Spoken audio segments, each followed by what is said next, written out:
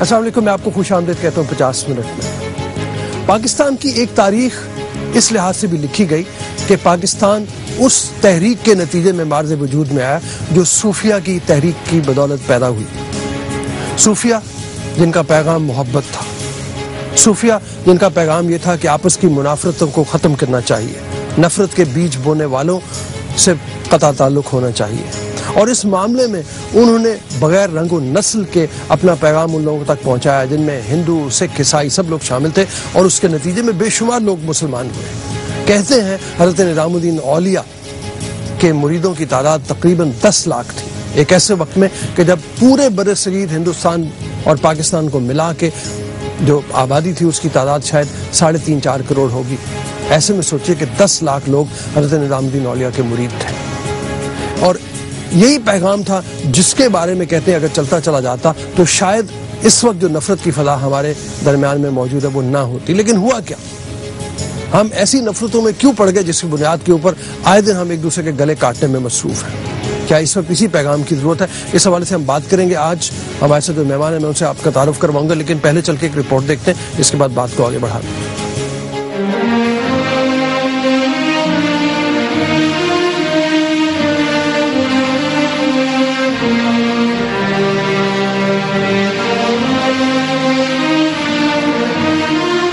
کراچی کے ساحلوں پر واقع حضرت عبداللہ شاہ غازی کے مزار، یا پاک پتن میں بابا فرید گنج شکر کے مقبرے پر، یا علی حجویری گنج بخش کے مزار پر موجود یہ لوگ خدائے بزرگ و برتر کے حضور اپنی مرادیں مانگنے آتے ہیں۔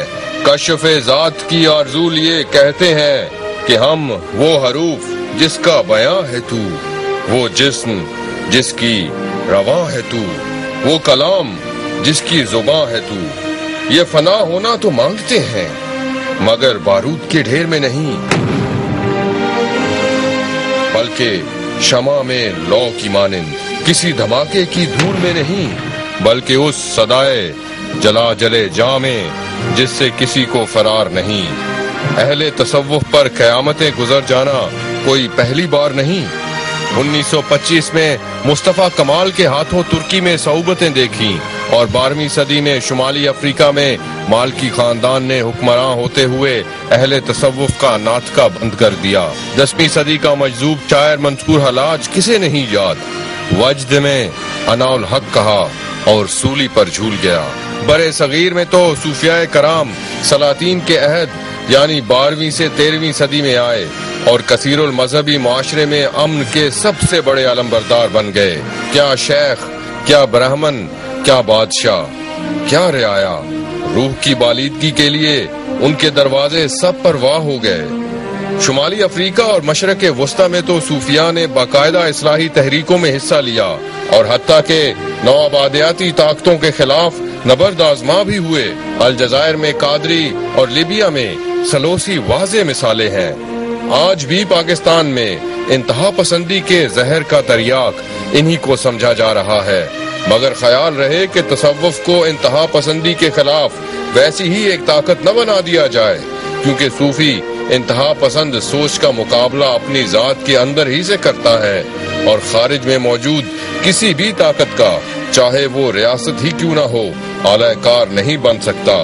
سوال یہ ہے کہ بدامنی اور انتشار سے ہم کہیں صوفی کی کشف ذات کی آرزو کو دوسری طرح کی انتہا پسندی میں تو نہیں بدل دیں گے؟ جی آپ نے رپورٹ دیکھی، میں تعارف کرواؤں آپ سے علامہ اسد اللہ فاروق صاحب، عالم دین ہے، جامعہ منظور الاسلامیہ معروف دیوبندی اسکول ہے جس سے تعلق رکھتے ہیں۔ مولانا راغب نعیمی عالم دین ہے، جامعہ نعیمیہ اہل سنت اس سے تعلق ہے۔ عباس کمیلی صاحب معروف عالم دین ہے، کسی تعارف کے محتاج نہیں ہے، ہمارے ساتھ پہلے بھی پروگراموں میں آئے ہیں، معروف فقہ جعفریہ سے تعلق ہے۔ اور آپ کے ساتھ ابتسام ظہیر صاحب معروف عالم دین ہے، کسی تعارف کے محتاج نہیں، آپ بھی جامعہ اہل حدیث سے تعلق ہے اسکول سے۔ اور ڈاکٹر غلام مرتضیٰ الوی صاحب عالم دین ہے، منہاج القرآن یونیورسٹی۔ میں آپ سے شروع کروں گا، یعنی ایک سوچ اس کے بارے میں بات کیجیے، مختصر تھوڑا سا بتائیے کہ مطلب ایک فکر تو محبت کی ہے، لیکن ہوا کیا ہے یہاں پہ بام بلاسٹ؟ ابھی چند دن پہلے 3 دن پہلے کی بات ہے، لاہور میں یہ تو داتا صاحب کا عرس چل رہا تھا، ادھر جو جلوس تھا اہل تشیع کا وہ آنے والا تھا، اور اس میں 14 سال کا ایک بچہ آیا اور اس نے آ کے بم پھاڑ دیے. میں ان سے بھی آپ سے بات کرواؤں گا جو ان کے والدین مختلف لوگوں کے یہاں پہ بیٹھے ہوئے بھائی بندے بیٹھے ہیں جن کے بچے یہاں پہ آئے ہوئے، جو لوگ مارے گئے. اس فکر کو ہم کیوں نہیں پھیلا سکتے جو نفرت ختم کرنے والی ہے؟ رؤف صاحب بہترین موضوع آپ نے منتخب کیا. اگر میں آپ کی بات کو 2-4 جملوں میں مختصر کروں تو تنگ نظری نے انتہا پسندی کو جنم دیا، انتہا پسندی نے دہشت گردی کو جنم دیا. ان سارے مسائل کا آج کے دور میں اگر کوئی صحیح حل ہے تو صوفیاء کرام کی تعلیمات ہیں. یہ تعلیمات تنگ نظری کو وسعت نظری میں بدلتی ہیں، انتہا پسندی کو جدید دور کے تقاضوں کے مطابق صحیح رہنمائی دیتی ہیں اور انتہا پسندی کا خاتمہ کرتی ہیں، اور دہشت گردی کو روحانیت، تصوف، طریقت، ان ذرائع سے پیار، امن اور محبت میں تبدیل کرتی ہیں. تو حقیقی بات اور وجہ اور سبب یہ ہے کہ آج کے اس دور اور معاشرے میں ہم نے تصوف، تعلیمات تصوف، صوفیاء کرام کی زندگی سے جس قدر دور ہوتے چلے جا رہے ہیں اسی قدر معاشرے میں یہ تینوں چیزیں بڑھتی چلی جا رہی ہیں. تنگ نظری کی پیداوار ہے انتہا پسندی، اور انتہا پسندی کا پھل ہے دہشت گردی. اس کی کئی وجہ یہ تو نہیں ہے کہ بہت سے ہمارے فرقے ایسے ہیں جو سمجھتے ہیں کہ وہاں پہ جو کچھ ہو رہا ہے جا کے سجدے کرنا، منتیں مانگنا، رقص عجیب و غریب کرنا، بھنگ چل رہی ہے، وہ لوگ سمجھ رہے ہیں کہ یہ بھی مطلب ایک مذہب سے دوری ہے، ایک عجیب و غریب مطلب نظام بنا دیا ہے جو اسلام سے جس کا کوئی تعلق نہیں اور اس کو ختم ہونا چاہیے. وہ ایک بنیاد بنتا شاید. بالکل خوبصورت بات کی آپ نے.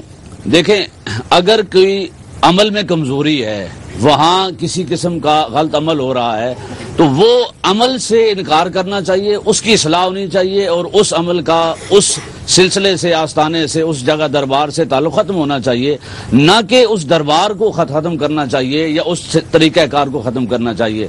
برائی کو ختم کیا جائے نہ کہ برے انسان کو ختم کیا جائے، گناہ سے نفرت کی جائے نہ کہ گناہ گار سے نفرت کی جائے. تو اگر کہیں ایسے معاملات ہیں جہاں ایسے معاملات ہیں ان کو ختم ہونا چاہیے. اہل تصوف کو خود اپنے سابق صوفیاء کرام کی تعلیمات کے مطابق اپنے کردار و عمل کو پہلے خود پاکیزہ کرنا چاہیے. ہمیں ایسے مراکز میں ایسے تمام معاملات کے خلاف واضح و نصیحت تبلیغ کے ذریعے اس کا خاتمہ کرنا چاہیے، نہ کہ ان مراکز کو ختم کیا جائے جو مراکز پیار، محبت، امن اور رواداری کے فروغ کا سب سے بڑا معاشرے میں ذریعہ ہیں.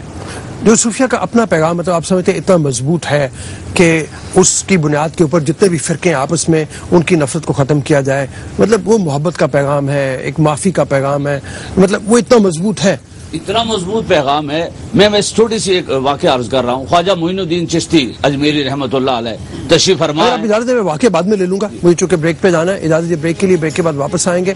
ہم اپنے گفتگو کی جو موضوع ہے اس کے حوالے سے گفتگو کریں گے. اگر آپ شریک ہونا چاہیں کال کر کے 36373191 ہمارا نمبر ہے. ابھی اجازت بریک کے لیے.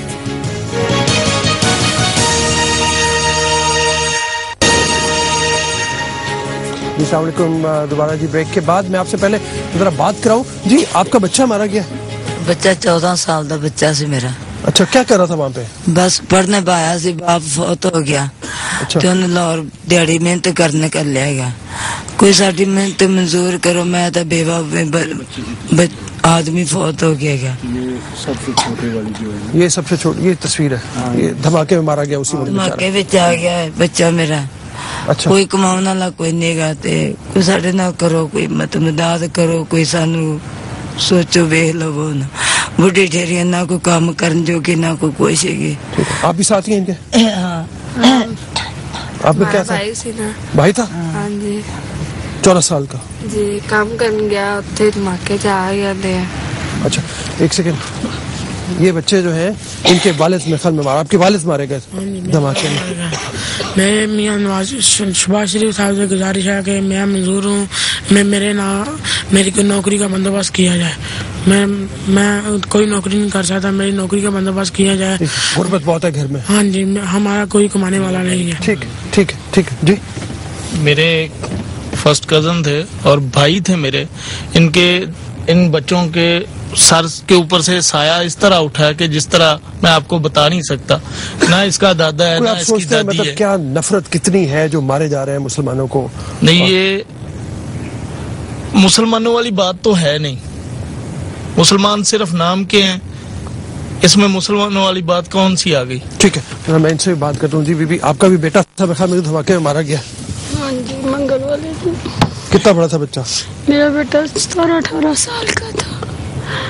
گھر سے نارکلی کے لیے نکلا تھا. کسی وہاں پہ دھماکہ ہوا، پتہ نہیں چلا. بس مجھے کسی فرقے اس نے تو سوچا بھی نہیں ہوگا. نہیں، کسی نے نہیں سوچا ہوگا اس وقت. تو کوئی کیسے محسوس ہو سکتی ہے کہ کوئی فرقہ کر رہا ہے یا کوئی. یہ تو وہ دھماکے کرنے والوں کو پتا ہو کہ کس وجہ سے کر رہے ہیں.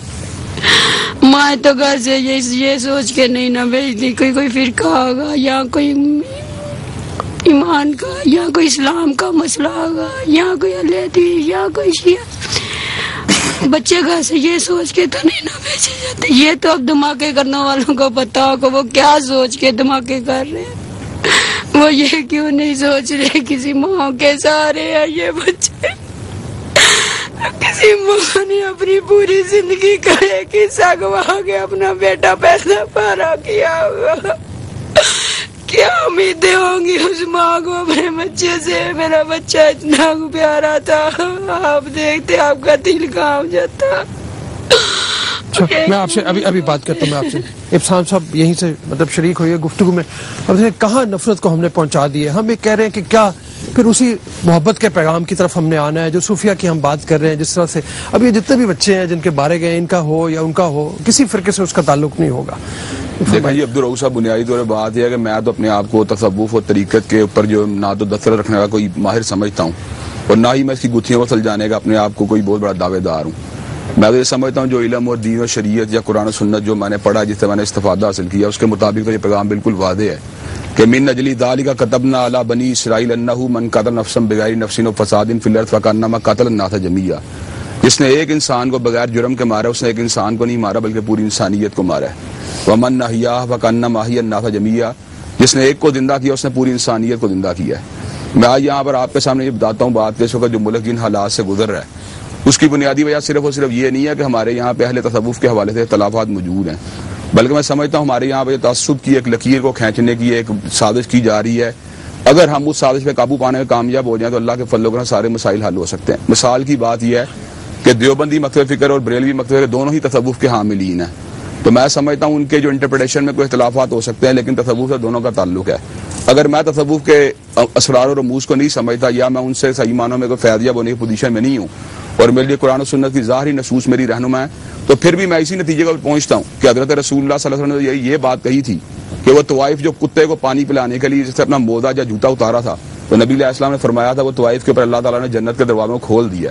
ہم یہ سمجھتے ہیں وہ نجس کتا کہ جس کی موجودگی میں گھر میں رحمت کا فرشتہ داخل نہیں ہو سکتا، اگر اس کو بچانے والی طوائف جو ہے اللہ تعالیٰ اس کے لیے جنت کے دروازوں کو کھول سکتا ہے، تو انسانوں کو قتل کرنے والا بندہ جو یقیناً وہ کسی ایک انسان کا قاتل نہیں بلکہ پوری انسانیت کا قاتل ہے. کیونکہ دیکھیں یہاں پہ لٹریچر ہیٹ ایسا موجود ہے جو یہ کہہ رہا ہے کہ جی یہ صوفیہ کے مزارات جو ہیں یہ سومناتھ کے مندر ہیں، ان کو ڈھا دینا چاہیے. یہاں سے نفرت پیدا ہوتی ہے. میں وہ چھوٹی سی بات بتاتا ہوں. بات بنیادی طور پہ یہ تھیولوجی کے ڈفرینسز جو ہے نا پروٹیسٹنٹ اور کیتھولکس کے اندر بھی موجود ہیں. تھیولوجی کا مطلب اختلافات کا مطلب ہرگز یہ نہیں ہوتا کہ آپ اسے وائپ آؤٹ کریں، کسی کی ایلیمینیشن کی طرف چلے جائیں، کسی کو مارنے کی طرف چلے جائیں. مثال کے طور پہ اگر میں عید میلاد کا جلوس نہیں نکالتا یا میں 40واں جلوس خود نہیں نکالتا تو میں آپ کو یہ بات اوپن کہتا ہوں کہ مجھے ان جلوسوں میں جانے والے لوگوں سے اگر کوئی نظریاتی طور پہ اختلاف ہو سکتا ہے، میں کبھی یہ بات نہیں کہوں گا کہ ان جلوسوں میں کوئی بندہ اٹیک کرے، کبھی یہ بات نہیں کہوں گا ان جلوسوں کا راستہ بند کیا جائے، کبھی یہ بات نہیں کہوں گا ان جلوسوں کے راستے کے اندر کوئی رکاوٹیں کھڑی کی جائیں. ہر شخص کو دیکھیں لا اکراہ فی الدین، دین میں جبر کوئی نہیں. ہر بندے کو اپنی مرضی کا مسلک، اپنی مرضی کا نقطہ نظر، اپنی مرضی کا سوچ جو اپنانے کی اسلام نے پوری کی پوری اجازت دی ہے. میں تو یہاں تک سمجھتا ہوں جو حضرت رسول اللہ کی دعوت ہے اس کے مطابق تو آپ اقلیتوں کو مارجنلائز نہیں کر سکتے، ان کے چرچوں کو گرا نہیں سکتے، ان کے مندروں کو ڈھا نہیں سکتے. ان کو حضرت عیسیٰ علیہ السلام کو اگر وہ ابن اللہ بھی کہتے ہیں تو آپ ان کو زبردستی حلقہ اسلام میں داخل نہیں کر سکتے. میں یہ سمجھتا ہوں بنیادی طور پر ہمارے معاشرے کو جو اس ٹائم چیز کھا رہی ہے وہ جہالت کا جو ہے نا زہر، وہ ناک ڈس رہا ہے اس وقت. اگر ہمارے معاشرے کے لوگوں میں ایک علم کا معیار بلند ہو جائے تو میں سمجھتا ہوں کوئی بھی بندہ جو علم کو صحیح معنوں سمجھتا ہے وہ کبھی اس طرح کی نصیحت اپنے معتقدین کو نہیں کرے گا. بالکل اچھا سلوشن بھی ساتھ دیا. عباس کمیلی صاحب، ہم یہ نہیں جانتے کہ اس دن टारगेट दादा साहब के उर्स की वजह से था बम ब्लास्ट, या जो अहले तशय्यो का जुलूस आ रहा था वो था, लेकिन हुआ जरूर बम ब्लास्ट। और जिन लोगों के ये बच्चे मारे गए, मैं आपसे बात भी करा रहा था, उस माँ को क्या हम समझाएंगे, मतलब उसको किस तरह तसल्ली दे पाएंगे। लेकिन फिर यही बात आ रही है, क्या करें हम, मोहब्बत के दर्स की बात करें, जिस वजह से हम इस टॉपिक की बात कर रहे थे कि सूफिया मोहब्बत का पैगाम दे रहे हैं। ये सब की जो अहले तशय्यो के हज़रत इमाम हुसैन के हवाले से भी देखें, कुर्बानी का दर्स है, हम उस कुर्बानी को क्यों नहीं आ रहे, हम क्यों नफरत की तरफ जा रहे हैं? फिर आप हल भी बताइए। बिस्मिल्लाहिर्रहमानिर्रहीम। इस सिलसिले में जो कुछ हजरत मौलाना एहतसाम अली ज़हीर साहब ने इरशाद फरमाया, मैं इससे 100% इत्तेफाक करता हूँ। अपना अपना नुक्ता नज़र अपने साथ, लेकिन कोई शख्स दूसरे पर अपना नुक्ता नज़र बिल जबर थोपने की जहाँ से कोशिश करता है, जहाँ से जबर का उन्सुर आता है, वहाँ से तशद्दुद पैदा होता है। और तशद्दुद के जरिए इस्लाम हरगिज नहीं फैला है। रसूल अकरम ने भी तशद्दुद के साथ इस्लाम नहीं फैलाया, प्यार, मोहब्बत, तबलीग और दलील से इस्लाम फैला है। और सूफिया किराम ने भी मोहब्बत से और प्यार से इस्लाम फैलाया है। तो इनके मज़ारात पर भी जो लोग जाते हैं वो अकीदत से के साथ जाते हैं, और इनके रास्ते में रुकावटें खड़ी करना। और देखिए, ब्लास्ट सिर्फ चहलुम के मौके पे नहीं हो रहा है, आशूरा को भी हुआ, और फिर इस वक्त तो ऐसी जगह पे ब्लास्ट हुआ है कि जहाँ पे लोग दाता दरबार को भी जा रहे थे और चहलुम के जुलूस ये भी पहुंचा ही नहीं था। तो ये तो जैसा कि मौलाना ने कहा, इंसानियत के दुश्मन है, इंसानियत के दुश्मन है।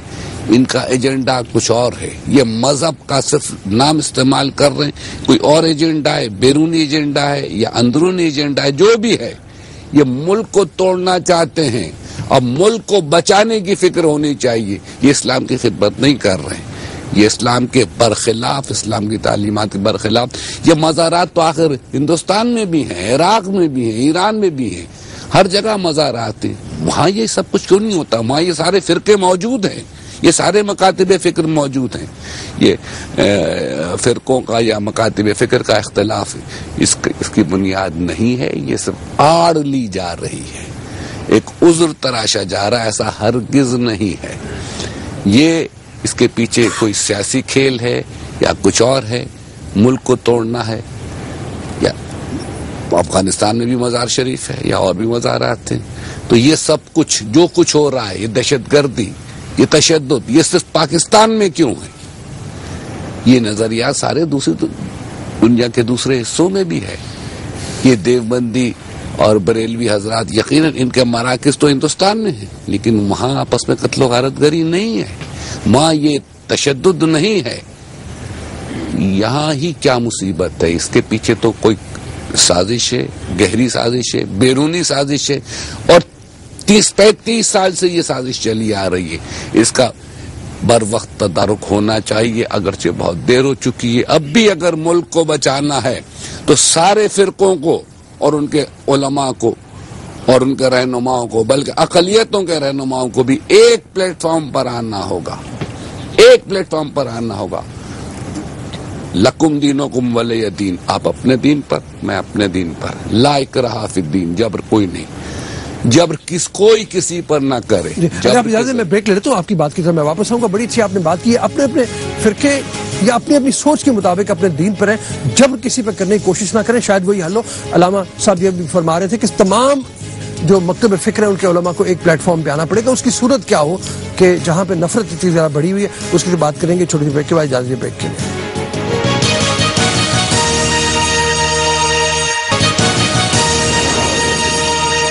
जी ब्रेक के बाद जनाब अल्लामा साहब ये फरमाइए कि जैसे अल्लामा साहब अभी फरमा रहे थे कि ये फिरके सारे हिंदुस्तान में भी है, दुनिया पे भी हैं, लेकिन यहीं इतनी नफरत क्यों ज़्यादा है? और खासतौर पे फिर देवबंदी बरेलवी झगड़ा इस हद तक बढ़ गया है कि लोगों की पता नहीं फौरन उंगलियां उठ जाती हैं कि शायद ये देवबंदी मसलक के लोग जो हैं वो उनको पसंद नहीं है, सूफिया कराम के मज़ारात, उनसे सोच से कोई मुतासिर होकर ये ना कर रहा हो, कोई ऐसी बात है? क्या है मतलब?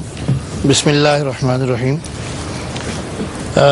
जनाब अब्दुल साहब, इस मुल्क में हमेशा ये अलमिया रहा कि जब भी कोई ऐसा वाक़या होता है तो हमेशा उनको मजहबी लोग नज़र आते हैं। مذہب اس چیز کی قطعاً اجازت دیتا ہے، نہ کوئی فرقہ اس چیز کی اجازت دیتا ہے، نہ کوئی مسلک اس چیز کی اجازت دیتے ہیں۔ جب بھی کوئی واقعہ ہو، چاہے داتا دربار پر واقعہ ہو، چاہے کسی مسجد پر واقعہ ہو، چاہے کسی امام بارگاہ پر واقعہ ہو یا کسی مندر پر واقعہ ہو، فوری طور پر یہ کہا جاتا ہے کہ جی یہ فلاں مذہبی تنظیم کی طرف سے ہے، فلاں کی طرف سے ہے۔ میں یہ سمجھتا ہوں پہلے یہاں پر دیوبندی بریلوی کی آپ بات کر رہے ہیں، پہلے یہاں پر دیوبندی اور شیعہ کو لڑانے کی فکر کی گئی۔ جب وہ لوگ اس ملک کے دشمن اس پر کامیاب نہیں ہوئے، اب بریلوی اور دیوبندی لڑائی بنانے کی کوشش کی گئی۔ ابھی جو واقعہ ہوا، یہ ہمارے صوفیہ کرام اس چیز کی دعوت نہیں دیتے کہ آپس میں لڑائی اور فسادات کی لہر اس طرف کریں۔ اس سے پہلے جب واقعہ ہوا تھا داتا دربار پر، جہاں پر بریلوی حضرات نے اس کو کنڈم کیا تھا، وہاں پر دیوبندی مسالک کے علماء نے، مدارس نے، میرے ادارے جامعہ مندول اسلامیہ میں پنجاب بھر کے علماء نے یہ اعلان کیا تھا کہ حضرت علی حجویری رحمۃ اللہ علیہ کے مزار پر جو واقعہ ہوا ہے، اس کے آدمی کو پکڑا جائے، مینار پاکستان پر اس کو پھانسی دی جائے، اور ہر آدمی نے کنڈم کیا۔ اور یہ ہمارے ملک کے اندر ہمیشہ ہم مذہب کو تھوپ دیتے ہیں، یہ ایجنڈا اغیار کا ایجنڈا ہے، اور وہ لوگ یہاں پہ آ کے مذہبی لوگوں کو آپس میں لڑانے کی طرف کوشش میں لگے ہوئے ہیں۔ دراصل وہ لوگ پاکستان کے دشمن ہیں، اور پاکستان کے اندر جو اسلام کا ایک مضبوط قلعہ ہے، اور جہاں پر تمام مسلک، تمام مذاہب یکجانیت کے ساتھ آپس میں اتحاد اور اتفاق کے ساتھ جب رہتے تھے، انہوں نے کہا کہ اس کو توڑنے کا واحد ایجنڈا یہ ہے کہ اس کے مسلکوں کو آپس میں آپس میں توڑ دیا جائے۔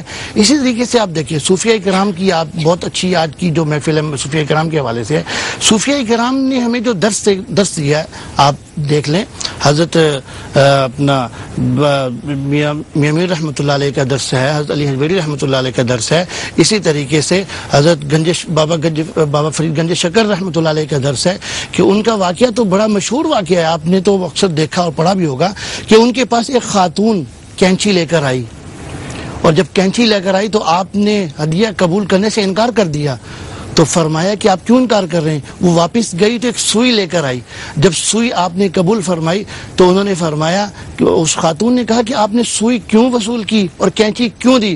تو اپنی زبان میں وہ کہنے لگے کہ کینچی کٹیندی ہے اور سوئی جوڑیندی ہے۔ ہاں جی، تو آج ہمیں وہی درس صوفیہ کرام کا، جس طرح انہوں نے تمام مذہبوں، تمام مسلکوں کے درمیان آپسی بھائی چارے کی طرف توجہ دلوائی، ہمیں اسی طرح تمام قوم کو متحد اور متفق ہو کے تمام مسلکوں کو۔ یہ کون لوگ ہیں پھر جہاں سے وہ لٹریچر پیدا ہوتا ہے کہ جی یہ سومناتھ کے مندر ہیں، یہ ان کو توڑ دینا چاہیے، ان کو بم سے اڑا، یہ کن لوگوں کا لٹریچر ہے؟ ان کو کیا کہا جائے؟ میں عرض کرتا ہوں آپ کو، یہ ہمارے وہ بھی مذہبی مکتب فکر سے تعلق رکھنے والے لوگ ہوتے ہیں۔ میں عرض کروں آپ سے، آپ کی بات بڑی اچھی ہے، بڑا اچھا پوائنٹ ہے یہ۔ میں یہ کہتا ہوں کہ ان لوگوں کیوں نہیں پکڑتے؟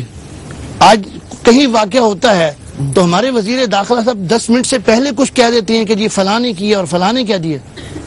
جب ان کو فلاں نظر آتے ہیں، ان کو پکڑ کے کیوں نہیں سامنے لایا جاتا؟ ان کے جو کہتے ہیں اتنا لٹریچر پکڑا گیا، اتنا کچھ پکڑا گیا، ان کو کیوں سامنے نہیں لایا جاتا؟ آج جو ہمارے درمیان جو لٹریچر کی آپ نے بات کہی، یہ لٹریچر کون لوگ ہیں؟ یہ وہی اغیار ہیں جو مسلکوں کو نفرتوں کے درمیان پیدا کر کے اس کو ہمارے درمیان جو لڑائی کا سبب بنا رہے ہیں۔ عباس قبیلی صاحب نے یہ فرمایا کہ تمام لوگ ایک پلیٹ فارم کے علماء کو آنے کی ضرورت ہے، اس میں کیا ممانعت ہے؟ مطلب کیوں اکٹھے نہیں پھر ہو پاتے؟ یہاں تو لوگ ہمیشہ نوجوانوں کی طرف سے سوال آتا ہے کہ جی جیسی کو مطلب اتنی نفرت یا اتنی منافرت زیادہ ہے کہ نماز اکٹھے نہیں پڑھیں گے، اکٹھے ہونے تو بہت دور کی بات ہے۔ پھر آپ یہ بات اچھی ہے، آپ ابھی دیکھیں ناموس رسالت کے حوالے سے مسئلہ ہے، اس وقت تمام مذہبی قوتیں چاہے چھوٹی ہے چاہے بڑی ہے، تمام اس میں بریلوی، دیوبندی، اہل حدیث، تمام جو مسالک کے لوگ ہیں ایک پلیٹ فارم پہ اکٹھے ہیں، اور وہ پلیٹ فارم جو ہے ہمارے سامنے موجود ہے۔ یہ قطع نظر اس کی کہ جہاں پر مذہبی لوگوں کو کہا جاتا ہے کہ یہ اکٹھے نہیں ہے، اب سیاسی لوگوں کو لے لیں، ہماری اسمبلیوں کا حال لے لیں، وہاں پر کیا ہو رہا ہے؟ ہمیشہ مذہبی لوگ اکٹھے نہیں ہو رہے، مذہب آپس میں اکٹھے نہیں ہو رہے، ہم سیاسی لوگوں کی طرف آئے تو انہوں نے مچھلی منڈی بنایا ہوا جو پوری دنیا کے اندر چل رہا ہے، ہر وقت براہ راست آپ دکھا رہے ہیں اس کو۔ ٹھیک ہے، مجھے بریک پہ جانا جی، اجازت دیجیے بریک کے لیے۔ اگر آپ اس دوران میں کوئی کمنٹ کرنا چاہیں تو فیس بک کے اوپر ہمارا اکاؤنٹ کھلا ہوا ہے، 50 minutes/Facebook کر کے آپ اس کے اندر جا سکتے ہیں، اور کال کر کے آنا چاہیں تو 36373191 ہمارا نمبر ہے۔ ابھی اجازت دیجیے بریک کے لیے۔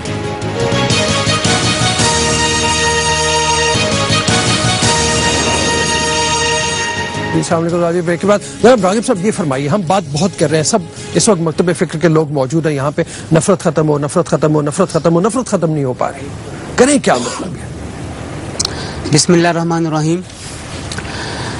جہاں تک صوفیہ کی تعلیمات کا تعلق ہے, ان کی تعلیمات کی بنیاد یہی رہی ہے کہ اپنی ہستی کو مٹا دیا جائے اور تمام لوگوں کو اپنے گرد اکٹھا کر لیا جائے, اور اسی پیغام کو صوفیہ آگے منتقل کرتے رہے ہیں. بلا شبہ صوفیہ کے ساتھ کچھ ایسے معاملات ہمیں بظاہر نظر آتے ہیں جو کچھ احباب کو ناپسند ہیں, کچھ احباب کو اچھے نہیں لگتے, اور اس کا اظہار جس طرح آپ نے بھی فرمایا کہ مختلف لٹریچر کی صورت میں ہو رہا ہے. جو اس وقت یہ دھماکے اور مزارات کے اوپر جو ایک تشدد کی لہر نظر آ رہی ہے, اگر آپ یہ کہتے ہیں کہ اس کے پیچھے اس لٹریچر کا ہاتھ ہے تو میں اسے اختلاف کروں گا. وہ لٹریچر بلا شبہ لوگوں کے ذہنوں کو خراب تو کر رہا ہے, لیکن کوئی بھی ذی فہم اس لٹریچر کو پڑھ کے اس طرح قتل کرنے کے اوپر آ نہیں سکتا ہے جب تک اس کے مائنڈ کو سیٹ نہ کر دیا جائے. در حقیقت سے تشدد کی لہر کے پیچھے ایک مخصوص مائنڈ سیٹ کام کر رہا ہے. جب تک اس مائنڈ سیٹ کو توڑا نہیں جائے گا اس وقت تک آپ اس قسم کی تشدد کی لہر کو ختم نہیں کر سکتے. ڈاکٹر فروخ خان صاحب سوات میں ان بچوں کے اوپر کام کر رہے تھے جن بچوں کو طالبان نے تیار کر لیا تھا سوسائڈ بمبنگ کے لیے. 40 سے 50 بچے ان کی کسٹڈی کے اندر تھے. ڈاکٹر فروخ خان صاحب ان کو نارمل کر چکے تھے. ان بچوں کو ذہن کے اوپر جو تاثرات اور ان بچوں کو جو تیار کیا گیا تھا اس تیاری کو ختم کر چکے تھے. ڈاکٹر فروخ خان صاحب کا کیا کیا گیا؟ انہیں بھی بالآخر قتل کر دیا گیا کہ یہ رکاوٹ بن گئے ہیں اس خاص گروہ کے جو عمل انہوں نے کرنا ہے آگے چل کے اس کے راستے کے اندر, وہ ایک رکاوٹ بن گئے. صورتحال یہی ہے, جو کوئی رکاوٹ بنتا ہوا نظر آ رہا ہے اسے راستے سے ختم کر دیا جا رہا ہے. یہ مائنڈ سیٹ ایجوکیشن کے ذریعے, یہ مائنڈ سیٹ معاشی مساوات کے ذریعے, انصاف کی بروقت فراہمی کے ساتھ, اور معاشرے کے اندر جو عدم سکون اور انارکی پھیلی ہوئی ہے, جب تک ان تمام چیزوں کو کنٹرول نہیں کیا جائے گا, اس کو پر قابو نہیں پایا جائے گا, اس وقت تک ہم اس مائنڈ سیٹ کو ختم نہیں کر سکتے. آپ نے کہا ایجوکیشن کی طرف, کون سی ایجوکیشن؟ کیا یہ جو موجودہ ایجوکیشن ہے اس کی بات ہو رہی ہے, مذہبی تعلیم کی بات ہو رہی ہے؟ مذہبی تعلیم میں آئے تو پھر وہ الگ الگ فرقے اپنے اپنے بٹ کے وہ تعلیم میں چلے جاتے ہیں اور پھر ان کے مائنڈ سیٹ اسی طرح کے بن رہے ہوتے ہیں.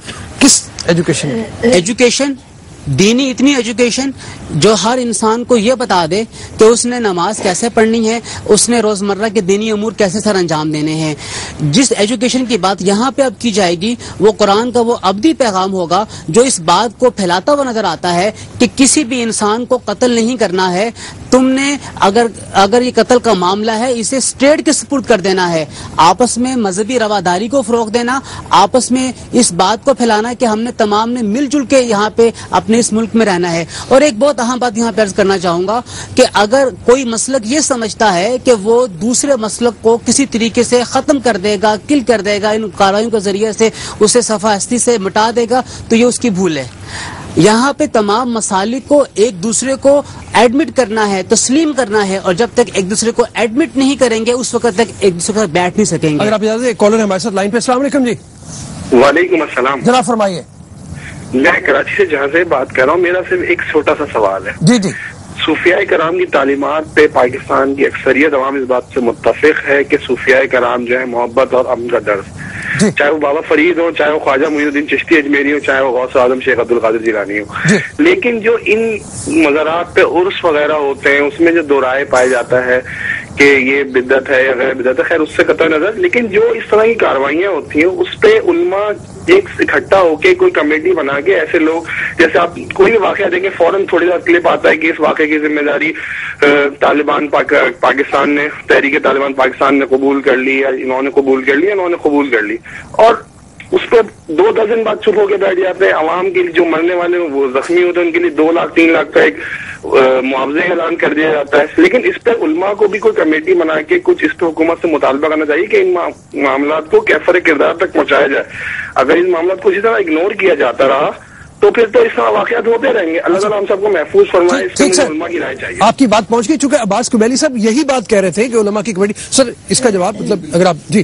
اس میں لازم ہے کہ تمام مسالک کے جو علماء کرام ہیں, جو رہنما پوزیشن میں ہیں, جو اثر و نفوذ رکھتے ہیں ان پر مشتمل ایک کمیٹی بنے اور وہ تمام معاملات کا جائزہ لے. نفرتوں کو سب سے پہلے ختم کرنا ہوگا, تعصبات کو ختم کرنا ہوگا.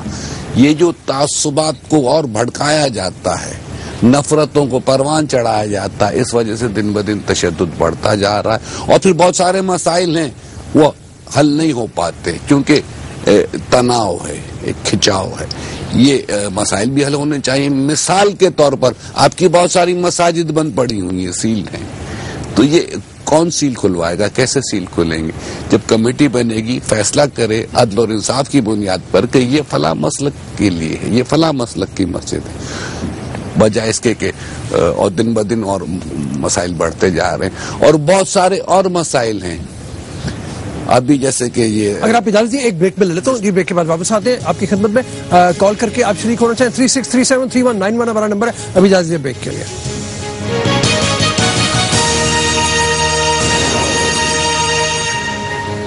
جی السلام علیکم. کچھ کمنٹس میں لوگوں کے لینا چاہ رہا ہوں. جی فرمائیے. سر سب سے پہلے تو اسلام کو دہشت گردی سے ملانا ہی غلط ہے. مسلمان کبھی دہشت گرد نہیں ہو سکتا اور جو دہشت گرد ہے وہ کبھی مسلمان نہیں ہو سکتا. یہ تو ٹوٹلی گورنمنٹ فیلئر ہے. میں کہہ رہا ہوں ان کی غلطی ہے, وہ کہہ رہے ہیں میری غلطی ہے. یہ تو گورنمنٹ فیلئر ہے. اگر میری غلطی بھی ہے تو میں غلط ہوں تو گورنمنٹ کو چاہیے مجھے روکے, میں غلط ہوں. ٹھیک ہے. جی جی سر یہاں پہ بیٹھے ہوئے ہر آدمی سے میں ایک سوال کرنا چاہوں گا کہ آپ تو ایک طرف ہمیں محبت اور بھائی چارے کا درس دیتے ہیں اور دوسری طرف آپ ایک دوسرے کے پیچھے تک نماز نہیں پڑھتے, تو کیا یہ آپ کے قول و فعل میں تضاد نہیں پایا جاتا؟ یہ سوال ویسے میں نے پہلے کیا تھا لیکن جی میرا سوال یہ ہے کہ جن سیٹوں پر اگر ہم سیاستدانوں کو لا کر بٹھا دیتے ہیں, اگر انہی سیٹوں کو علماء کرام اکٹھا کر کے بٹھایا ہفتے میں 1 یا 2 دفعہ, تو شاید لوگوں کے شعور میں یہ بات واضح ہو جائے کہ دہشت گردی اسلام میں کتنا فرق ہے. ٹھیک ہے. جی یہ بی بی یہاں پہ کچھ کہنا چاہ رہی ہیں. جی یہ کہا گیا ہے کہ تعلیم دی جائے, لیکن تعلیم ہمیں کس نے دینی ہے؟ ہمیں سیاستدانوں نے تعلیم نہیں دینی, ہمیں علماء کرام نے تعلیم دینی ہے. لیکن جو علماء کرام ہیں ان کے نظریات ہی الگ ہیں. حالانکہ ہمارا دین ایک ہے, ہم ایک مذہب پہ ہیں اور ہمارے 1,24,000 جو پیغمبر ہیں انہوں نے ایک ہی تعلیم دی, لیکن آج اس نظریے کیوں بدل گئے؟ آج اس تعلیم کی وہ جو زور تھا اس میں کیوں کمی آ گئی ہے یا کیوں ہم نہیں سیکھ پاتے؟ دیکھا جی, بنیادی طور پر بات ہے کہ میں تھوڑا تمام باتوں کو سم اپ یوں کروں گا کہ اسلام بنیادی طور پر ایک پلورلسٹ اپنے نیچر میں ریلیجن ہے جو تمام کے تمام مکاتب کو, تمام مذاہب کو اکاموڈیٹ کرتا ہے. مثال دے رہا ہوں, اگر میں شریعت کا تفوع کا قائل ہوں طریقت کے اوپر, تو اس کا مطلب یہ نہیں ہے کہ میں طریقت والوں کو وائپ آؤٹ کرنا چاہتا ہوں. اگر کوئی بندہ طریقت کو شریعت کے اوپر ڈومینیٹ کرنا چاہتا ہے, اس کا مطلب یہ نہیں ہے کہ وہ مجھے ایلیمینیٹ کرنا شروع کر دیں. بنیادی طور پر بات ہے ہم جس اویئرنیس کے دور سے گزر رہے ہیں اس کے اندر ایجوکیشن جو ہے نا, میں سمجھتا ہوں اس کا بہترین حاصل کرنے کا طریقہ کار یہ ہے کہ آپ میری بات بھی سنیں, علامہ عباس کے ملی صاحب کی بات بھی سنیں, مولانا راغب نعیمی کی بات بھی سنیں, مولانا اسد اللہ فاروق کی بات بھی سنیں, اور ان تمام باتوں کے بعد آپ کا انالیسس کی اتنی صلاحیت ہونی چاہیے کہ آپ تجزیہ کرنے کے بعد جو چیز آپ کو زیادہ فروٹفل نظر آتی ہے اس کو آپ قبول کر لیں. میں یہ بات سمجھ یارڈ اسٹک جو رسول اللہ ہمارے چھوڑ کے چلے گئے, ترکت فیکم امرین لن تضلوا ما تمسکتم بہما کتاب اللہ و سنتی. 2 چیزیں, اللہ کی کتاب ہے, نبی علیہ السلام کی سنت ہے. اللہ تعالیٰ کی کتاب جو تھیوری کی شکل میں, حضور علیہ السلام پریکٹس کی شکل میں ہمارے سامنے موجود ہے, پورا اسوا کمپائلڈ فارم میں موجود ہے. ان کے اوپر اگر ہم چیزوں کو پیش کرنا شروع کریں گے تو میں سمجھتا ہوں ہمارے لیے راہیں اوپن اور ہم صحیح چیزوں کا اسسمنٹ کر سکتے ہیں. آپ کا خیال میں بھائی جی؟ ہاں جی, میرا بھائی اس ناخوشگوار واقعے میں زخمی ہوا ہے اور میں یہی کہتا ہوں کہ آخر یہ کب ختم ہوگا. میں تمام علماء کرام جو ہمارے یہاں بیٹھے ہیں ان سے یہی کہنا چاہتا ہوں, جب یہ ہمارا جو ہاتھ ہے یہ جو ایک ہو جائے گا نا, یہ اپنے مدارس میں جا کے ایسا درس دیتے ہیں کہ یار وہابی یہ ہے تو سنی وہ ہے, دیوبندی یہ ہے, اہل تشیع یہ ہے, لیکن جب یہ دیدی بات نہیں کرتے یا یہ ختم نہیں کرنا چاہتے, یہ کہتے ہیں کہ یہ کسی طریقے سے اگر یہ ختم کر دیں, ایک ہو جائے نا, تو یہ میرے خیال سے دہشت گردی ختم ہو جائے گی. جی سر, جی فرمائیں. میں بھائی کی بات کو آگے بڑھاتا ہوں. جہاں تک انہوں نے کہا کہ مدارس کے اندر یہ تعلیم دی جاتی ہے وہ ایسا ہے وہ ایسا ہے, آپ بریلوی مکاتب فکر کے مدارس میں جائیں, چاہے علماء دیوبند کے مدارس میں جائیں, شروع سے لے کے یعنی یہ جیسے ہمارے متوسطہ سے لے کے دورہ حدیث تک کی تمام کتابیں ایک ہیں, حدیث کی تمام کتابیں ایک ہیں, فلسفہ منطق تمام کتابیں ایک ہیں. درس کے اندر اساتذہ کرام کبھی کسی طالب علم کو کسی بھی جگہ پر کسی بھی مقام پر اس دہشت گردی کی نہ تعلیم دی جاتی ہے, نہ اس کو بڑھایا جاتا ہے. یہ مدارس کا نہ کلچر ہے اور نہ مدارس کے اندر ایسی تعلیم دی جاتی ہے. جہاں تک رہا بھائی کا سوال کہ علماء کرام اس کو ختم کرے, علماء کرام تو ہر پلیٹ فارم پر اپنی مساجد کے جمعے کے خطبوں میں کہتے ہیں, آج اس پلیٹ فارم کے ہم کہتے ہیں کہ خدا را اس ملک کے اندر اس دہشت گردی کو مذہبی لوگوں سے مذہبی لوگوں کے ساتھ نہ جوڑا جائے. یہ اس ملک کے اندر جو لوگ دہشت گردی کر رہے ہیں اس کا میٹو اس کو مذہبی تعلیم کو لڑانا نہیں ہے, مذہبی لوگوں کو لڑانا ہے, اور اس آڑ کے اندر کے پاکستان کو ختم کر دیا جائے. بات جس طرح ساتھی نے کی ہے ہمارے ایک کہ یہ گورنمنٹ فیلئر ہے, تو میں سمجھ رہا ہوں کہ واقعی گورنمنٹ جو اس کی ذمہ داریاں تھیں ان کے اوپر ناکام ہو چکی ہے. ان تمام چیزوں کے اوپر جو اس کے کنٹرول میں آ جانی چاہیے تھی وہ کنٹرول میں نہیں آ پا رہی ہیں, جس کی وجہ سے یہ معاملات اور بڑھتے چلے جا رہے ہیں. گورنمنٹ کی ایک نہیں 20 ایجنسیاں ہوتی ہیں جو ان معاملات کو ٹیکل کرنے کے لیے موجود ہوتی ہیں, لیکن ان تمام کی کارکردگی ان تمام حملوں کی صورت میں صفر ہو جاتی ہے. اور یہ کیوں ہوتی ہے؟ یہ گورنمنٹ سے سوال ہمارا ہونا چاہیے, اور صرف میرا اکیلے کا نہیں ہونا چاہیے. میں خود بھی وکٹم آیا ہوں اس مسئلے کا, میرے والد گرامی ڈاکٹر سرفراز نعیمی وہ بھی شہید ہوئے, لیکن سوال یہ ہے کہ ان کی شہادت کے بعد گورنمنٹ نے اس کے اوپر کیا اثر لیا, اور کیا ان کی شہادت کے بعد یہ حملے ہونا بند ہو گئے؟ بس کمنٹ کیجیے گا, مطلب اس معاملے میں کیا باقی گورنمنٹ کا فیلئر ہے؟ بڑی حد تک ایسا ہے بھی, بڑی حد تک گورنمنٹ کا فیلئر ہے. دوسری طرف معذرت کے ساتھ ہمارے علماء کرام بھی کچھ اپنے اپنے خول کے اندر رہنا چاہتے ہیں. وہ اگر وسعت نظر پیدا کر کے ایک ساتھ ایک پلیٹ فارم پر آئیں اور معاشرے میں بہت ساری خرابیاں ہیں ان کو ایلیمینیٹ کر سکتے ہیں. ویسے گورنمنٹ کا فیلئر بہرحال ہے, اور گورنمنٹ اپنے اس چیز کو جو ہے ریپیٹڈلی یہ ایڈریس کرتے رہتے ہیں کہ فلانے کی فلانے کی, اس کو ایکسپوز کیوں نہیں کرتے؟ یہ مشترکہ مطالبہ علماء کا مولانا عبداللہ فاروق نے بھی کہی ہے, راغب بھائی نے بھی یہ بات کہی ہے, میں بھی یہ بات کہتا ہوں کہ ان لوگوں کو ایکسپوز کیا جائے, انہیں کورٹ کے اندر لے کے آیا جائے, جسٹس تک پہنچایا جائے, ان کو قرار واقع سزا دی جائے, کسی حال میں کوئی اعتراض نہیں. ہم نے بہت باتیں کی ہیں, لیکن پھر یہی بات آتی ہے میرے ذہن میں, اس ماں کی صدا جو ہے نا وہ ہمیں سننی چاہیے. یہ بیچاری کس سے سوال کرے گی, کس سے اس کا بیٹا جو ہے؟ میں ان لوگوں سے سوال کرنا چاہتی ہوں کہ میں اپیل کرتی ہوں, یہ جو کچھ ہوا ہے بس آخری یہ دہشت گردی کا واقعہ ہو, آپ اپنا مذہبی اپنی تعلیم سب کچھ چھوڑ کے بھول کے صرف ایک ماں کی طرف دیکھیں تو آپ سب کچھ بھول جائیں گے.